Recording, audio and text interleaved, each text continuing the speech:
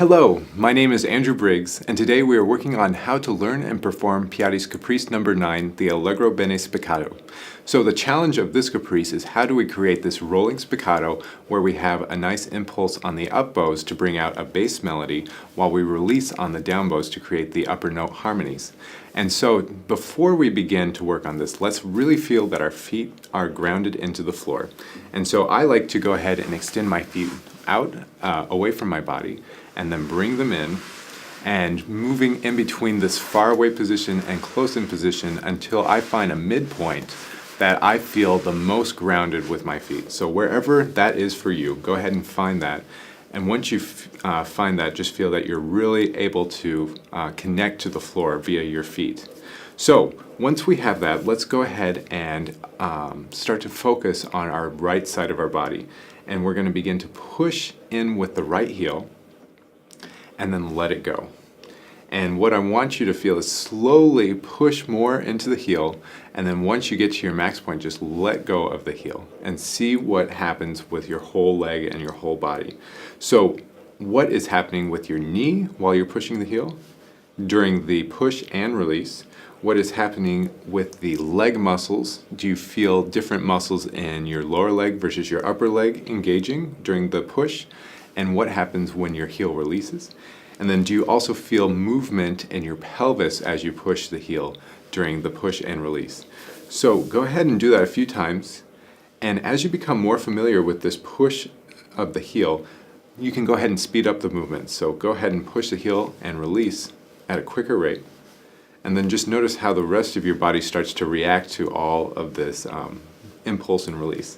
So it gets a little fun. You get to jostle your body a bit. So, okay, I'm very familiar with this side of the body. Let's now move to the left side. We'll do the same exercise of pushing the left heel into the ground and then releasing.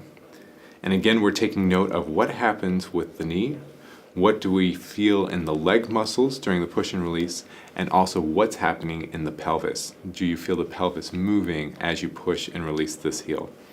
So again, as you become familiar with this movement, you can begin to speed up the push and release and just see how the rest of your body reacts to this and let that go.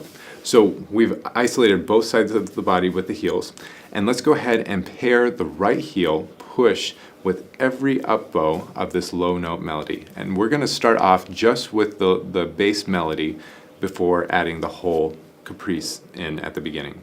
So what it looks like is every time I play an up bow, I'm going to start by pushing the heel in and letting my bow react to that push of the heel. So here's the right heel pushing in on every up bow.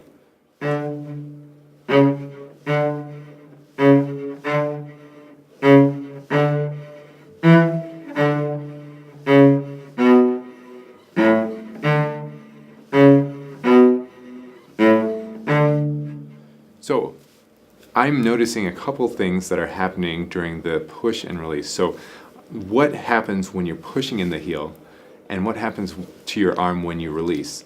And go ahead and allow your bow to move even during the release, even if you're not wanting a sound. And let's listen one more time, same idea, but just listen to what happens on the releases.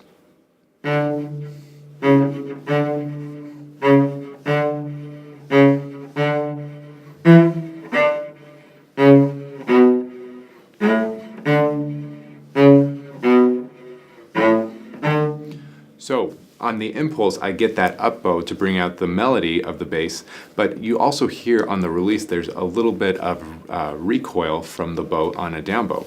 So let's go ahead and let that go, and let's move on to the left side and see how the left heel interacts with this up bow melody. So same idea.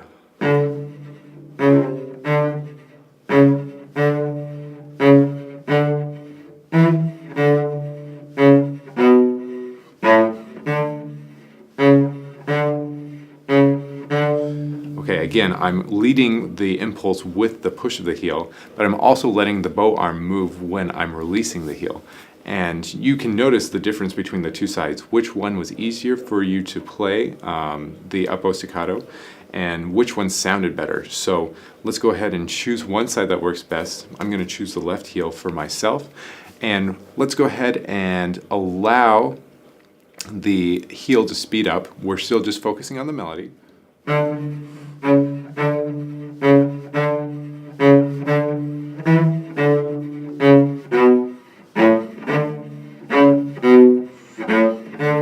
And now as that becomes familiar, I'm going to let the release, during the release, I'm going to let my arm go to the upper note harmonies to play those, but without any extra impulse from the arm. So,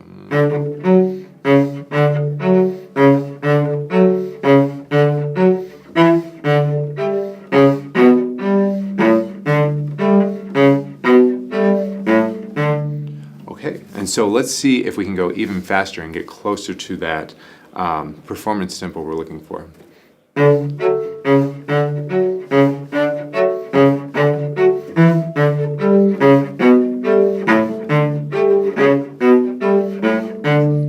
Okay, so once we've become familiar with that at this slow tempo, let's let it go, let's forget about it, and now we're going to let the body create this momentum, but not consciously interacting with impulse and release, just let it happen.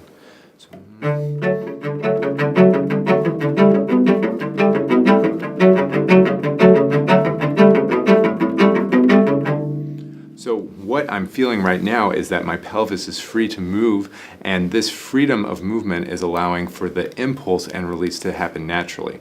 But that's only because we practiced at that slow tempo first to allow the nervous system to learn that. So this is how I would go about learning Piatti's Caprice No. 9, and thank you very much.